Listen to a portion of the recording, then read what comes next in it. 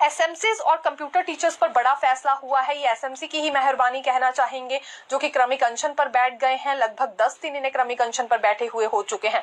एसएमसीज की संख्या 2555 के करीब है। रेगुलर पॉलिसी की मांग उठा रहे हैं और आरोप इनका ये था कि कैबिनेट सब कमेटी का गठन तो कर दिया गया, लेकिन कैबिनेट सब कमेटी ने अभी तक कोई भी बैठक नहीं की है। पॉलिसी का प्रारूप क्या होगा, इस पर कोई चर्चा ही नहीं हो रही है। तो अच्छी बात यह है कि अब कैबिनेट सब कमेटी जिसका गठन किया गया था, पहली बैठक 7 फरवरी को होने जा रही है। इस दिन कोई ना कोई रास्ता इनके लिए निकाल लिया जाएगा कि आखिरकार रेगुलर पॉलिसी कैसी बनानी है, कैसा प्रारूप होगा। और केवल एसएमसीज के लिए राहत भरी खबर नहीं है, बल्कि आउटसोर्स पर तैनात कंप्यूटर शिक्षकों के लिए भी अच्छी खबर निकलकर सामने आई है। ये जो कंप्यूटर शिक्षक हैं, 1300 के करीब इनकी देखिए संख्या है और ये भी मांग यहाँ रेगुलर पॉलिसी को लेकर ही उठा रहे थे। इसीलिए इन दोनों वर्गों के लिए कैबिनेट सब कमेटी का गठन किया था। लेकिन शिकायत ये कर रहे थे कि कैबिनेट सब कमेटी तो बना दी, लेकिन अगला कोई भी कदम नहीं उठाया जा रहा है। तो 7 फरवरी को ये बैठक होगी। शिक्षा मंत्री रोहित ठाकुर की अध्यक्षता में ये कैबिनेट सब कमेटी बनाई गई है।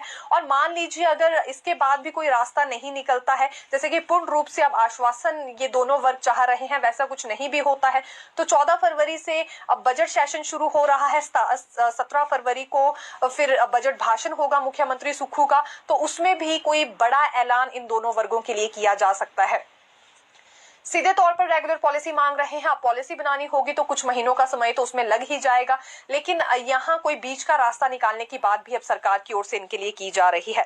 तो ये देखना होगा अभी क्रमिक अनशन क्योंकि एसएमसीज का जारी है और दूसरी ओर कंप्यूटर शिक्षकों ने भी चेतावनी तो दे ही दी है कि ये भी अब सड़कों पर उतरेंगे अगर जल्दी इनके लिए कोई कदम नहीं उठाया गया। एसएमसीज हो, कंप्यूटर शिक्षक हो, वोकेशनल टीचर्स हो, सभी की ओर से ये बात रखी जा रही है कि अब रेगुलर पॉलिसीज इनके लिए बनाई जाए। आउटसोर्स पर ये कुछ एक शिक्षक तैनात है, जैसे कि कंप्यूटर शिक्षकों की बात करें, या वोकेशनल टीचर्स ये कहते हैं कि वो आउटसोर्स पर तैनात नहीं है, लेकिन जिस तरह का क्राइटेरिया उनके लिए इस्तेमाल किया गया है वो एक तरह से आउटसोर्स पर ही तैनात है। हम उन्हें भी आउटसोर्स कर्मचारी कह सकते हैं। तो अगर वोकेशनल टीचर्स के लिए या कंप्यूटर शिक्षकों के लिए ये रास्ता निकाला गया तो लाजमी सी बात है बाकी वर्ग भी सामने आएंगे, फिर वो भी रेगुलर पॉलिसी की मांग उठाएंगे और सरकार इसीलिए कोई बीच का रास्ता अब यहाँ निकालने में लगी हुई है। तकनीकी शिक्षा विभाग में ग्रुप इंस्ट्रक्टर की भर्ती का काम अब राज्य चयन आयोग को दिया जाएगा और इसी मसले पर लोक सेवा आयोग को सरकार ने चिट्ठी लिखी है, जिसमें स्पष्ट ये उन्होंने करना चाहा है कि जो जिम्मेदारी लोक सेवा आयोग को दी गई थी, यानी कि इस भर्ती से संबंधित, अब इस भर्ती को ये वापस सरकार लेना चाह रही है और राज्य चयन आयोग को देगी। अभी तक इस चिट्ठी का जवाब लोक सेवा आयोग की ओर से सामने आया नहीं है, क्योंकि पहले फुल कमीशन में ये चर्चा होगी और उसके बाद फिर लोक सेवा आयोग की ओर से रिप्लाई सरकार को दिया जाएगा। लेकिन एक तरह से ये भर्ती वापस मांग ली गई है लगभग ये ग्रुप इंस्ट्रक्टर के, क्योंकि 14 पद भरे जाएंगे तकनीकी शिक्षा विभाग में।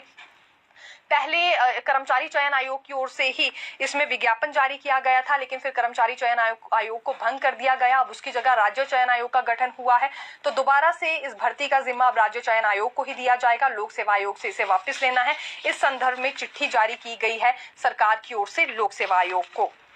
एक और अच्छी बात है, ये सरकारी स्कूलों के छात्रों से जुड़ी जानकारी हम लेकर आए हैं। जो अभी शैक्षणिक सत्र 2024-25 शुरू होगा, यानी कि नेक्स्ट सेशन जो अभी शुरू होने वाला है सरकारी स्कूलों में, ठीक इससे पहले निःशुल्क किताबें बच्चों में वितरित कर दी जाएंगी। प्रारंभिक शिक्षा विभाग ने इसे लेकर पूरा शेड्यूल तैयार कर लिया है। 6 फरवरी से 28 फरवरी तक ये किताबें सभी स्कूलों में पहुंचा दी जाएंगी और इसके लिए शिक्षा बोर्ड ने ब्लॉक स्तर पर या जिला स्तर पर सभी डिपोओं में किताबों को पहुंचा दिया है। वहां से ये स्कूलों तक ले जाई जाएंगी। स्कूल प्रशासन पर पूरा जिम्मा छोड़ दिया गया है। वो देखेंगे कि कितनी आवश्यकता है, कितनी किताबों की उन्हें आवश्यकता है छात्रों की संख्या के हिसाब से, और ये इसीलिए इसमें जल्दबाजी की जा रही है ताकि नया सेशन शुरू होने से पहले ये निःशुल्क किताबें बच्चों तक पहुंच जाएं और पहले दिन से ही उनकी पढ़ाई शुरू हो सके। तो ये शेड्यूल भी यहाँ बिल्कुल तैयार कर लिया गया है और विद्यार्थियों को किताबें समय से ही इस बार आवंटित कर दी जाएंगी। देखिए, पेपर लीक पर आज एक बड़ा फैसला लिया गया है और केंद्र सरकार की ओर से ये डिसीजन हुआ है। हालांकि इससे पहले राष्ट्रपति द्रौपदी मुर्मू ने भी अपने अभिभाषण में इस बिल को पेश किए जाने का जिक्र किया था। दरअसल सार्वजनिक परीक्षा 2024 विधेयक की ही हम यहाँ पर बात कर रहे हैं। हालांकि केंद्रीय मंत्रिमंडल ने अभी ठीक कुछ दिन पहले ही इस विधेयक को मंजूरी भी दी थी हाल ही में। और ये विधेयक लाना इसलिए जरूरी समझा जा रहा है क्योंकि पूरे देश भर में पेपर लीक होने के मामले सामने आ रहे हैं। तो अब भर्तियों के साथ खिलवाड़ ना हो सके, इस तरह की धांधलियां सामने ना आए, तो अब ये बिल लाया गया है। बिल के मुताबिक 10 साल की सजा होगी उस व्यक्ति को जिसने पेपर बेचे या खरीदने का काम किया। अब ये पेपर बेचने वाले गिरोह या खरीदने वाले गिरोह और ज्यादा नहीं चल पाएंगे। 10 साल की सजा के साथ साथ 10 लाख से लेकर 1 करोड़ तक का जुर्माना भी रखा गया है। पूरी तरह से पेपर लीक पर रोक लग सके, अब आने वाले समय में इस तरह की घटनाएं सामने ना आए, तो ये बड़ा कदम हम कहना चाहेंगे केंद्र सरकार की ओर से उठाया गया है। हालांकि आज कुछ बेरोजगार युवाओं के रिएक्शन भी हमने इसमें लिए थे, तो उनका ये कहना था कि हिमाचल सरकार को भी इसी तरह का बिल पहले ही लागू कर देना चाहिए था, बजाय इसके कि यहाँ पर कर्मचारी चयन आयोग को भंग किया गया। उसे तो भंग कर दिया गया, लेकिन अभी तक कोई नई भर्तियां नहीं हो पाई हैं और वो सभी पुरानी भर्तियां भी फंसी हुई हैं।